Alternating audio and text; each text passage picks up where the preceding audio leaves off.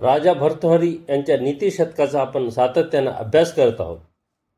त्या नीतिशतकामध्ये त्यांनी काय सांगितलेलं आहे, वेगवेगळ्या प्रकारचं वर्णन केलेलं आहे. तर आज आपण पाहूया की त्यांनी काय सांगितलेलं आहे. ते सांगतात की अग्नीवर नियंत्रण करायचं असेल तर पाण्याद्वारे आपण करू शकतो. कुठे आग लागली तर ती आपण पाण्याने विझवू शकतो. बरोबर आहे ना. पाण्यानं आपण त्याच्यावर काबू आणू शकतो. त्या अग्नीला आपण नियंत्रणात आणू शकतो. समजा ऊन खूप पडायलेलं आहे, तर ऊन पडायले तर त्यासाठी आपण बाहेर तर जायचं आहे, मग आपण छत्री घेऊन जाऊ शकतो. आता तर त्याच्यावर आणखीन बरेच पर्याय निघालेले आहेत. पण त्या काळाचं वर्णन ते सांगतात की उन्हापासून जर नियंत्रण करायचं असेल, उन्हापासून बचाव करायचा असेल तर आपण छत्रीद्वारे ते करू शकतो.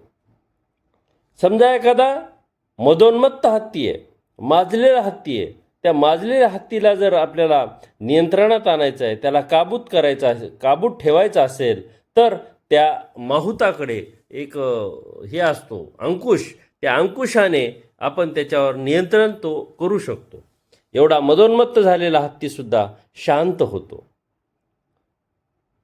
काही प्राणी असतात जसे की बैल आहे, गाय आहे किंवा गाढव आहे, वेगवेगळे प्राणी असतील, त्यांना काठीचा धाक दाखवून ते सुद्धा समजा काय म्हणू की ते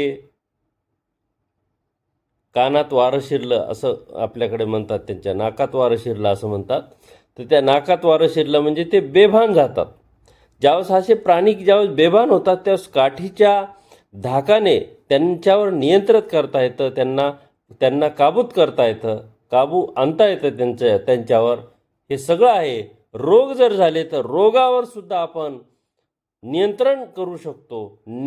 रोगाला सुद्धा आपण आटोक्यात आणू शकतो. ते म्हणजे औषधोपचाराने.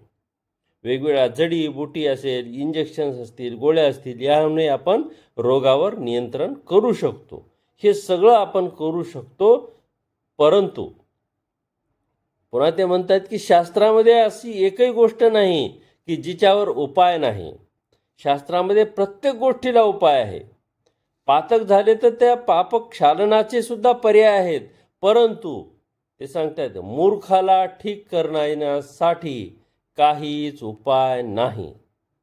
किती सुंदर गोष्ट समजावली त्यांनी. कारण त्यांना असं डोक्यामध्ये घेतलेलंच असतं की मला सगळं येतं, मला दुसरं काही शिकायचंच नाही.